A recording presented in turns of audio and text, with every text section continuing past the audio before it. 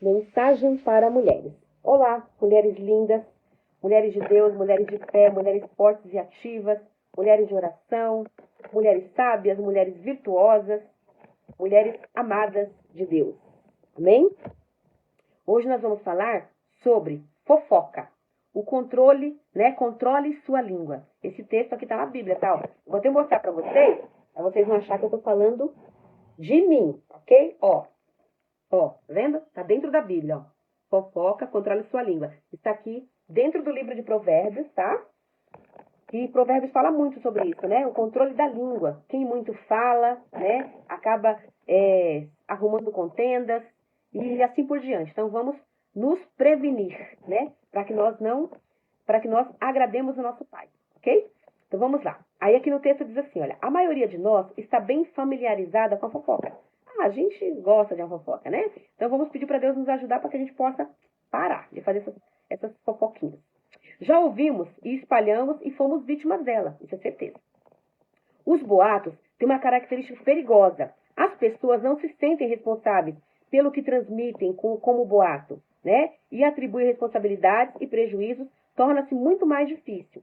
A fofoca percorre uma escala que vai de conversa de natureza íntima, pessoal e sensacionalista a afirmações que difamam e estragam a reputação ou a felicidade de alguém. Isso é verdade, é muito sério. Nossas conversas, geralmente, estão povoadas de críticas. O Senhor lista os fofoqueiros ao lado dos inimigos de Deus, dos desleais, dos insolentes e dos homicidas. Olha que difícil, né? Está em Romanos, capítulo 1, versículo 28 ao 32. A Bíblia é clara quanto aos prejuízos. Em Provérbios, capítulo 11, verso 13, Provérbios 16, 28, Provérbios 18, de 6 a 8 e Provérbios 26, 20. Tudo isso fala sobre os prejuízos da fofoca, né? E consequências da fofoca e da maledicência. Está no livro de Salmos, 101, 5, Provérbios 8, 13, Provérbios 17, 9, Mateus 12, 36 e 37 e 1 Timóteo 5, 13. Tudo isso fala sobre o perigo da fofoca, tá? Espalhar mentiras e também sair contando fatos verdadeiros parcial ou inteiramente pode também atrair a ira de Deus. Comentar algo a respeito de alguém que não ajude e nem edifique pode ser considerado fofoca. Deus tem a fórmula adequada para lidar com o indivíduo que se encontra em pecado. Está em Mateus 18, 15. Devemos abordar a pessoa em questão e ninguém mais para dar início ao paciente processo de sua restauração diante de Deus, caso estejamos preocupadas com a sua fidelidade eterna. Está em Gálatas 6:1. Dar ouvidos a boatos é tão ruim quanto espalhar palavras perversas. Está em 1 Samuel 24:9 e Provérbios 17:4. A marca da maturidade espiritual é saber controlar a própria língua. Está em Tiago, capítulo 1, verso 26. A fofoca e a maledicência são armas do inimigo, né?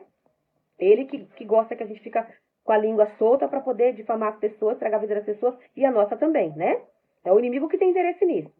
Na explanação de Paulo, do apóstolo Paulo, sobre o estilo de vida santo que as mulheres espiritualmente amadurecidas, né, devem ter para ensinar as mais jovens, ele inclui uma advertência a respeito da maledicência, além de uma admoestação para que não acusem os outros, né? O acusador, né, título consignado ao inimigo, tem 34 vezes na Bíblia. E não sejam caluniadoras nos relacionamentos. Nada é tão cortante como uma espada afiada do que a mágoa causada por palavras dolorosas, né? A fofoca não é jamais um ato de bondade. Ela diminui a pessoa sobre o qual se fala, ela degrada o cristão que a pratica e ela serve de tentação e de armadilha para o ouvinte que participa desse tipo de maldade, ok? Então vamos nos prevenir, vamos ler a palavra de Deus, vamos nos atentar para falar somente palavras boas. Se a gente não tiver coisas boas se nós não tivermos coisas boas para falar das pessoas, que nós fiquemos calados.